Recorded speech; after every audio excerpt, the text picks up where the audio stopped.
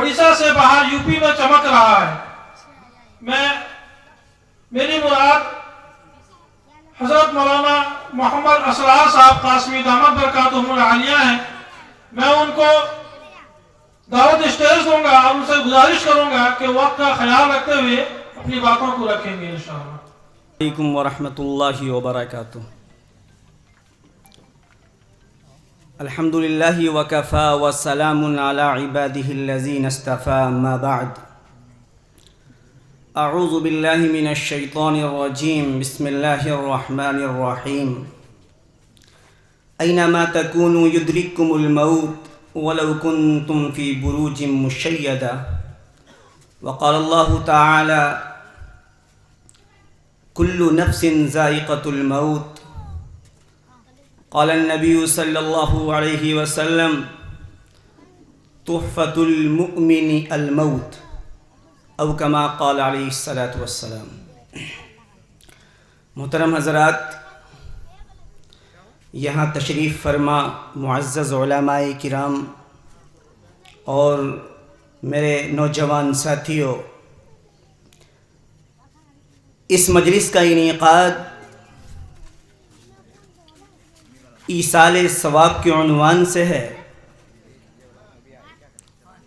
कुछ दिन पहले हमारे रफ़ीक़ मोहतरम मोहम्मद फ़हीम साहब के वालिद साहब का इंतकाल हो गया। इन्ना लिल्लाहि व इन्ना इलैहि राजिऊन, जिस पर उन्होंने ईसाले सवाब के उन्वान से मजलिस मुनाक़िद की। मोहतरम हज़रात, इस दुनिया में जितने भी लोग आए, हज़रत आदम अलैहिस्सलातु वस्सलाम से लेकर अब तक किसी ने भी इस मौत जैसी हकीकत का इनकार नहीं किया। अटल हकीकत है। कोई भी साइंसदां हो, रिसर्च वाला हो, कितना ही कुछ बनाने वाला हो, इस दुनिया में ऐसी चीज़ ईजाद करने वाला हो जिसका कोई नमूना भी ना हो, वो भी इस मौत का इनकार नहीं कर सकता। हम आप जानते हैं कि हम में हाज़रीन में से बहुत से ऐसे हैं कि जिसके दादा इस दुनिया से रुखसत हो गए, है ना।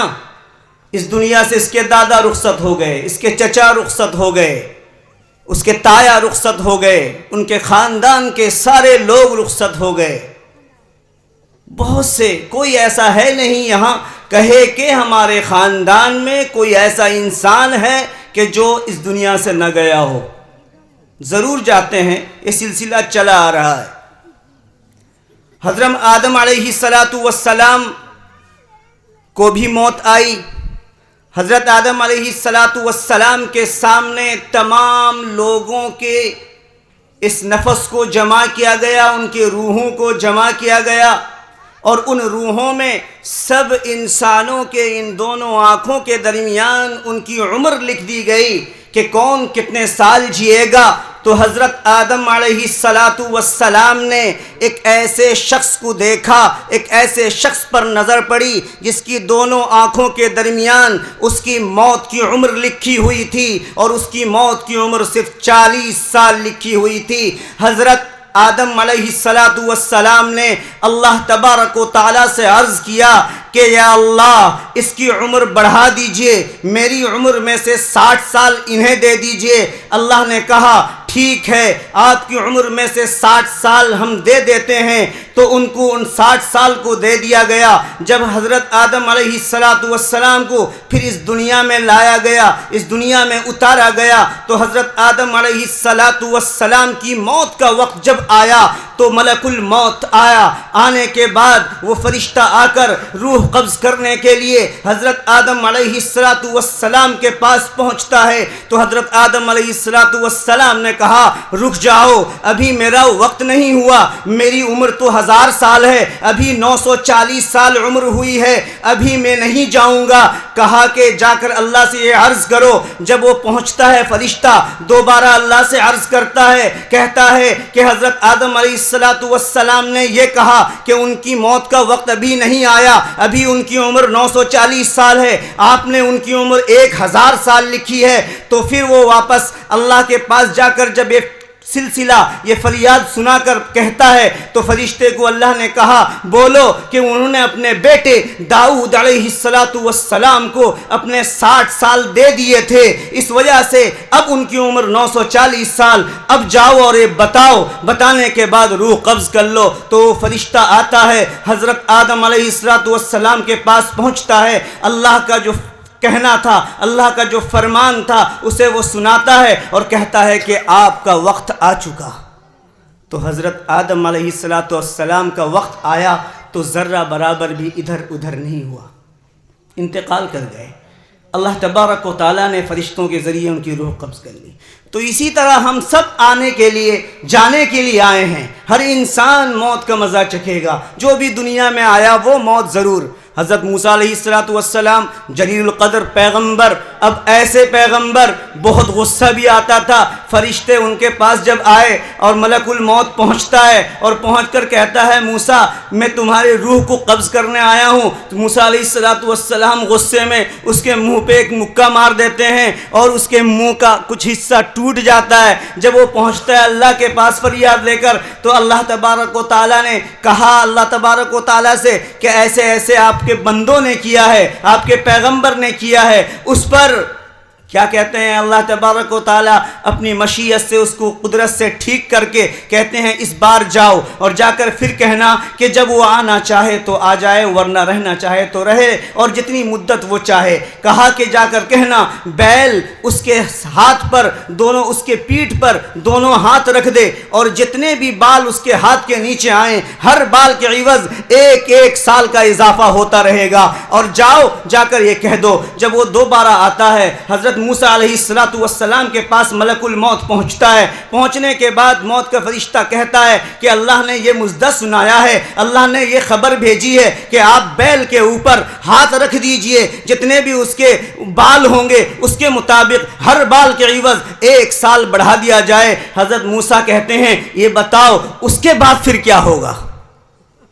اس کے بعد پھر کیا ہوگا؟ کہا کہ اس کے بعد پھر موت آئے گی۔ تو موت تو آئے گی، ابھی تو صحیح تبھی آئے گی، ابھی صحیح ابھی چلے جائیں۔ موت ایک اٹل حقیقت ہے، اس سے کوئی بچ نہیں سکتا۔ محترم حضرات، حضرت محمد عربی صلی اللہ علیہ وسلم تمام انبیاء سے افضل، کیا اللہ کے محبوب، اللہ نے ان کو اس دنیا میں مبعوث کیا راہ ہدایت، تمام دنیا کے لیے ہادی بنا کر۔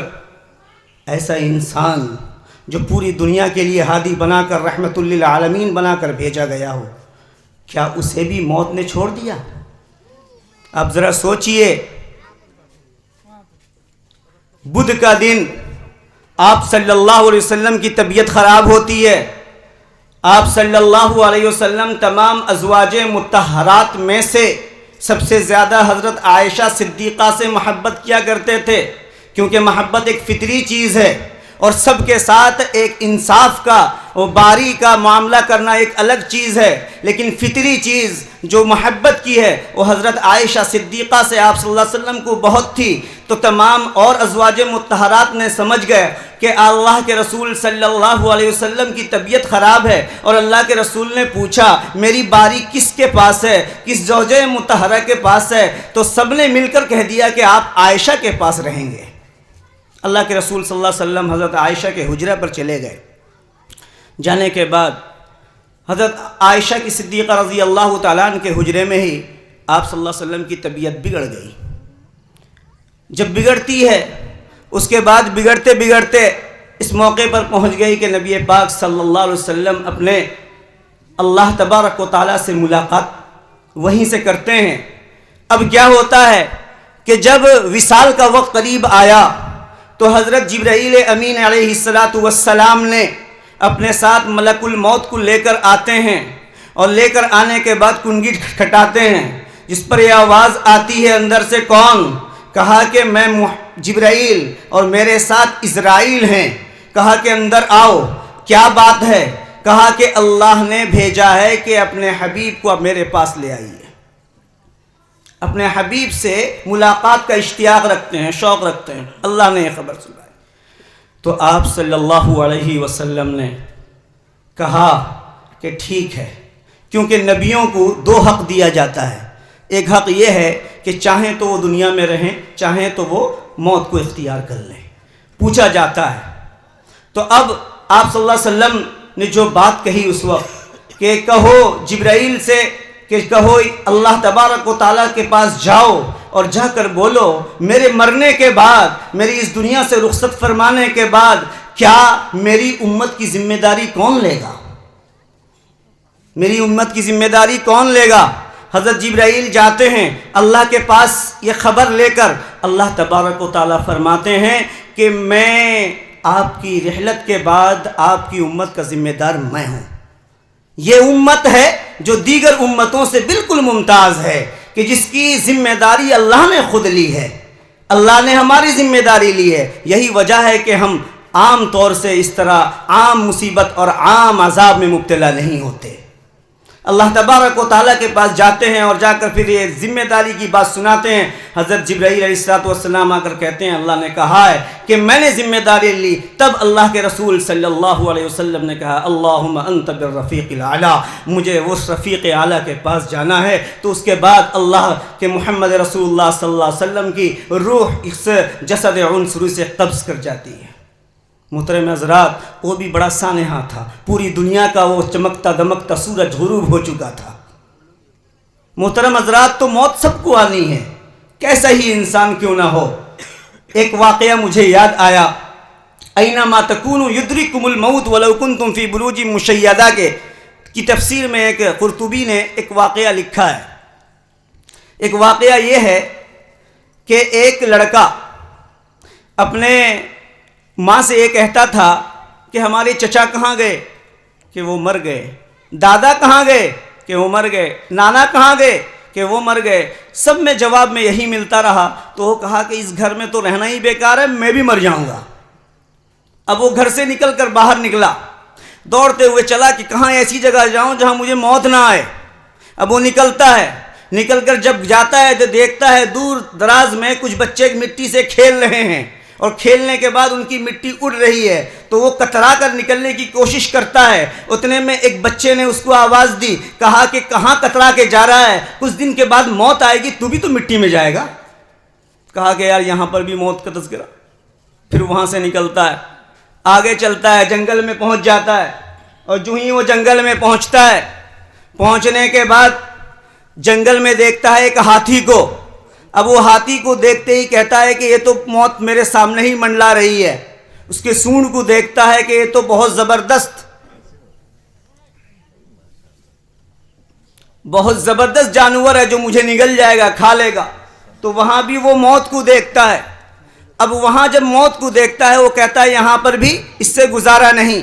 تو وہ دوڑتے ہوئے جاتا ہے اور جنگل میں ایک ایسے گھر میں وہ گھس جاتا ہے جہاں چاروں طرف سے بند ہے اور چھوٹا سا دروازہ ہے. وہ سوچتا ہے کہ ہاتھی اندر داخل نہیں ہوگا، یہ سوچ کر اندر چلا جاتا ہے. لیکن دیکھتا ہے کہ وہاں پر ایک سانپ پھن اٹھائے ہوئے کھڑا ہے. اب وہ پریشان ہوتا ہے کہ یہاں پر بھی تو میں مر جاؤں گا. تب وہ سجدہ ریز ہو جاتا ہے اور کہتا ہے کہ اس موت سے مفر نہیں، اس موت سے کہیں انسان بھاگ نہیں سکتا، بھاگنے کی کوئی جگہ نہیں. بچانے والی ذات اللہ ہے، وہی اللہ مجھے بچا سکتا ہے کہ اگر مجھے موت آئے گی تو ہر جگہ آ سکتی ہے. یہ سوچتا ہے، اتنے میں غیب سے آواز آتی ہے کہ ضرور میں تجھ کو بچاؤں گا. ہوتا کیا ہے، اتنے میں سامنے وہ دیکھتا ہے کہ دروازے پر وہ ہاتھی بھی پہنچ گیا، اپنے سونڈ نکالے ہوئے پہنچ گیا. اب وہ سانپ نکل کر اس کی سونڈ پر ڈس مارتا ہے جس کی وجہ سے ہاتھی مر جاتا ہے اور وہ اطمینان سے نکل کر وہاں سے چلا جاتا ہے.